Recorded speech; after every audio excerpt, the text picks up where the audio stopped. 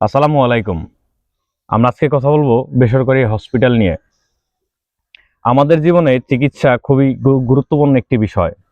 চিকিৎসা ভুল হওয়ার কারণে আমাদের অনেকেরই জীবন চলে যেতে পারে। ভুল চিকিৎসার কারণে মানুষের অঙ্গহানি হতে পারে এবং এই ভুল চিকিৎসার মাধ্যমে মানুষ ক্ষতিগ্রস্ত হতে পারে।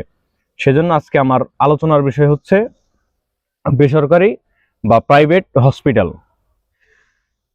প্রাইভেট হসপিটালগুলো মূলত তিন ধরনের তারা অ্যাড রানিং করে থাকে। মানে হচ্ছে আপনার তিন ভাবে তারা প্রচার কাজ চালায়। প্রথমত হচ্ছে একটা যে সনাতন পদ্ধতি বা পুরনো পদ্ধতি, ব্যানার ফেস্টনের মাধ্যমে বা দেয়াল লিখনের মাধ্যমে।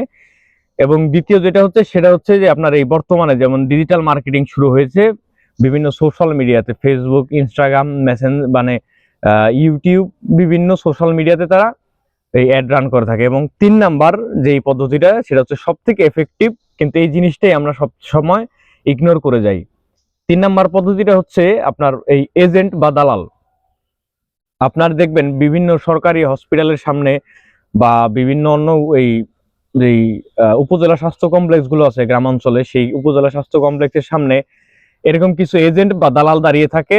তারা রুগীদেরকে ফুসলিয়ে কোনো না কোনো ভাবে তাদের ইনফ্লুয়েন্স করে তারা তাদের যেই পরিচিত যেই বেসরকারি যে প্রাইভেট হসপিটাল আছে বা ডায়াগনস্টিক সেন্টার আছে সেইখানে নিয়ে গিয়ে তারা টেস্ট করায় যাতে তারা কিছু একটা কমিশন পায়। এখন আপনারা বলতে পারেন যে টেস্ট করাচ্ছে, ঠিক আছে, একটা লোক যদি আমার টেস্টের মাধ্যমে 200 টাকা কমিশন পায় তাহলে এখানে ক্ষতির কি আছে? আপনি জানেন না বিধায় আপনি এই কথাটা বলতেছেন। এবার আসেন আমি আপনার একটু সম্পূর্ণ ব্যাখ্যা তার দিই।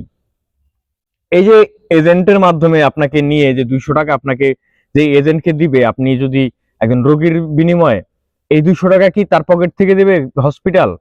এটা কখনোই না। এই 200 টাকা অবশ্যই সেই রুগীর কাছ থেকেই দেবে যে এই রুগীকে ওই এজেন্ট বা দালাল নিয়ে যাবে। এখন বলতে পারেন যে এইটা কিভাবে সম্ভব? এইটাই সম্ভব এবং এটাই বাস্তবতা। আমি ব্যক্তিগতভাবে মেডিসিন লাইনে পড়াশোনা করে এবং আমি যেই পেশায় নিয়োজিত আছি সেইখান থেকে আমি বুঝতে পারি বা আমার নিজের চোখে আমি দেখেছি এরকম অহরহ ঘটনা ঘটে যাচ্ছে। আমাদের চিকিৎসার যে ব্যয়, এই মূল ব্যয়ের সব থেকে বড় একটা অংশ চলে যায় এই সমস্ত দালাল বা এজেন্টদের পিছনে। আমাদের চিকিৎসা ক্ষেত্রে যদি আমার যে কোনো একটা টেস্ট পরীক্ষা করতে, সাপোজ আমার রক্ত পরীক্ষার জন্য যদি ধরি আমি, আমার 100 টাকা খরচ হওয়া উচিত।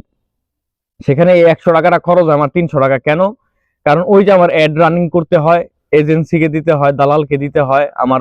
তারপরে এই যে ফেসবুক মিডিয়া ম্যানেজার যারা থাকেন ওই হসপিটাল কর্তৃপক্ষ থেকে, তাদের থেকে এই খরচটা দিতে হয়। আসলে কিন্তু মূলত যে আমার যে খরচ সেটা কিন্তু 100 টাকাও নয়, কিন্তু তারা বিভিন্ন অ্যাড রান করায় এই যে এজেন্ট দালাল ঠিক করে তাদেরকে যে মুনাফার অংশটা দেয় সেটা কিন্তু আমাদের এই পকেট থেকেই কাটে। আমি কয়েকদিন আগে আমাদের এই যে জয়পাড়া উপজেলা যে স্বাস্থ্য কমপ্লেক্স আছে সেখানে আমি দেখেছি। আমি আপনাদের স্ক্রিনে দেখানোর সুযোগ করে দিচ্ছি, দেখুন। এই যে লোকটা, এই যে গোলচিহ্নিত যে লোকটা দেখা যাচ্ছে, উনি কিন্তু বিভিন্ন রোগীদের কাছে গিয়ে উনি ইনফ্লুয়েন্স করার চেষ্টা করছে যে ওনার কাছেই যাতে উনি যায় এবং উনি যাতে কোনো হসপিটালে নিয়ে যেতে পারে, তাহলে যাতে উনি একটা কমিশনের ব্যবস্থা করতে পারে। একটা টেস্ট, যে কোনো একটা টেস্ট উনি করালেই একটা কমিশন পাবে। আমাদের যে বেসরকারি হসপিটাল গুলো আছে তারা কিন্তু সব থেকে এই ব্যানার ফেস্টুন এবং যেই সোশ্যাল মিডিয়ার যে ডিজিটাল মার্কেটিং আছে এই দুইটা থেকে সব থেকে বেশি টাকা খরচ করে তারা এই 3 নাম্বার পদ্ধতিতে, যেটা হচ্ছে এজেন্ট বা দালাল। তাদের মাধ্যমে যদি টাকা খরচ করা হয় তাদেরকে দিয়ে কিন্তু তারা খুব বেশি রোগী এনে দিতে পারে। আপনার ওই ব্যানার ফেস্টুন এবং ডিজিটাল মার্কেটিং এর থেকে এজেন্ট বা দালাল কিন্তু বেশি কার্যকরী বলে প্রমাণিত হয়েছে এই পর্যন্ত।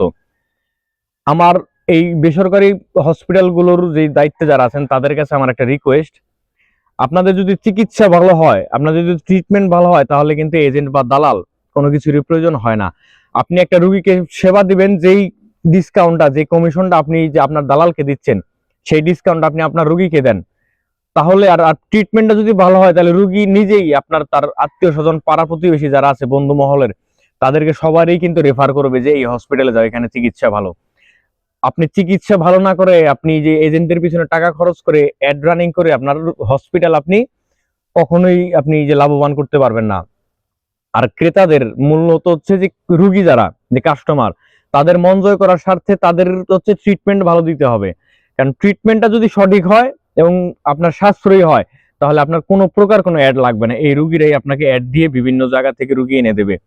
কাজেই আমি সকলের কাছে আহ্বান করব যে আমাদের দোহার উপজেলায় যতগুলো প্রাইভেট যে হসপিটালগুলো আছে তাদেরকে আমি আহ্বান করব, তাদেরকে আমি রিকোয়েস্ট করব আমার এই ভিডিওর মাধ্যমে যে আপনারা প্লিজ এজেন্ট বা দালালের পিছনে টাকা খরচ না করে সেই অর্থ আপনি আপনার রিসার্চের উপর খরচ করেন, ডেভেলপমেন্টের উপরে খরচ করেন, এবং যে ইকুইপমেন্ট আছে টেস্ট করার সেইগুলোর উপরে খরচ করেন, যাতে আপনার টেস্ট ভালো হয়, রেজাল্ট ভালো আসে, এবং যে ট্রিটমেন্ট চিকিৎসা যেটা সেটাও যাতে একদম সঠিক হয়।